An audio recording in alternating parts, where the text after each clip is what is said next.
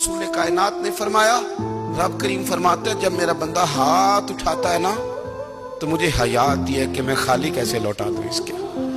इतने बड़े बादशाह की बारगाह में, ओ भाई लोगों से इज्जतें तलाश करते हो तो वो क्या तुम्हें इज्जत देंगे, वो तो कल अच्छा कहते हैं परसों बुरा कहने लग जाते हैं।